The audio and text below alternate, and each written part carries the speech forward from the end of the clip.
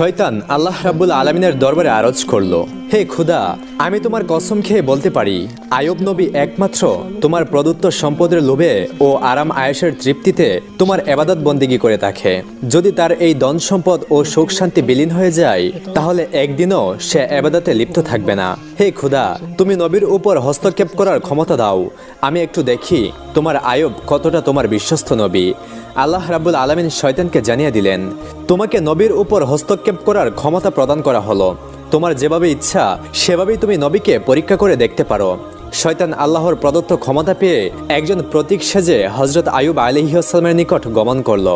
আইয়ুব আলাইহিসসালামের নিকট গিয়ে নিজ দরিদ্রতা প্রকাশ করে শয়তান বলল, হুজুর, আমাকে কয়েকদিন আপনার বাসায় থাকার অনুমতি প্রদান করুন। হযরত আইয়ুব আলাইহিসসালাম লোকটির সম্পর্কে সন্দেহ পোষণ করলেন, কারণ তার শরীর থেকে এক প্রকার তীব্র গন্ধ বের হচ্ছিল। তখন হযরত আইয়ুব আলাইহিসসালাম তার সেই আবেদন নাকচ করে দিয়ে বললেন, আমি তোমাকে কিছু টাকা পয়সা দিচ্ছি, তুমি অন্যত্রে গিয়ে থাকার ব্যবস্থা করো।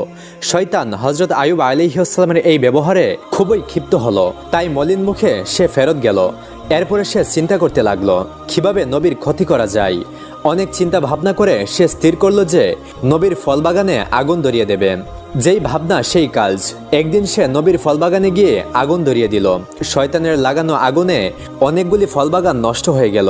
ফলবাগানের কর্মচারীরা দৌড়ে গিয়ে নবীর কাছে এই খবর পৌঁছালো। তাদের কাছ থেকে এই সংবাদ শুনে হযরত আইয়ুব আলাইহিসসালাম বললেন, আলহামদুলিল্লাহ, আল্লাহর সম্পদ আল্লাহ নিয়ে গেছেন, এতে আমার চিন্তিত হবার কোনো কারণ নেই। শয়তান যখন দেখলো হযরত আইয়ুব আলাইহিসসালামের ফলবাগান ধ্বংস করে দেওয়ার পরেও বিন্দুমাত্র বিচলিত হলেন না তিনি, তখন তার মনে আগুন ধরে গেল। অতঃপর সে আবার চিন্তা করতে লাগলো কি করে নবীর ক্ষতি করা যায়। পরের দিন শয়তান নবীর আস্থা বলে গিয়ে আগুন ধরিয়ে দিল। সেখানে আগুন এক ঝড়ের আকারে সমস্ত মাঠ পরিভ্রান্ত হয়ে গেল, যাতে সমস্ত পশু মারা গেল এবং কিছু সংখ্যক রাখালও সেই আগুনে মৃত্যুবরণ করলো। অন্যান্য রাখালগুলি এই খবরটি দ্রুত নবীর কাছে পৌঁছে দিল। খবর শুনে হযরত আইয়ুব আলাইহিসসালাম নামাজের নিয়তে দাঁড়িয়ে গেলেন এবং তিনি বলতে লাগলেন, আল্লাহর সম্পদ আল্লাহ তাআলা নিয়ে গেছে, এতে আমার বিচলিত হবার তো কিছুই নেই। শয়তান যখন দেখলো এত কিছুর পরেও নবী সামান্যতম বিচলিত হচ্ছে না, তখন তার মনে আরো আগুন জ্বলে উঠল। এরপরে সে নবীর আরো বড় ক্ষতি করার চিন্তা করতে লাগলো। হযরত আইয়ুব আলাইহিসসালামের 12 জন সন্তান ছিল। তারা মক্তবে পড়াশোনা করত। মক্তবে পড়ালেখা করার জন্য প্রতিদিনের মতো একদিন সকালে হযরত আইয়ুব আলাইহিসসালামের 12 জন সন্তানেই উস্তাদের কাছে মক্তবে পড়াশোনা করতে গেল। এমন সময় উস্তাদ কোনো এক কাজে সেই মক্তব থেকে বের হলো, আর শয়তান এই সুযোগে সেই মক্তবের ছাদ ধসিয়ে দিল।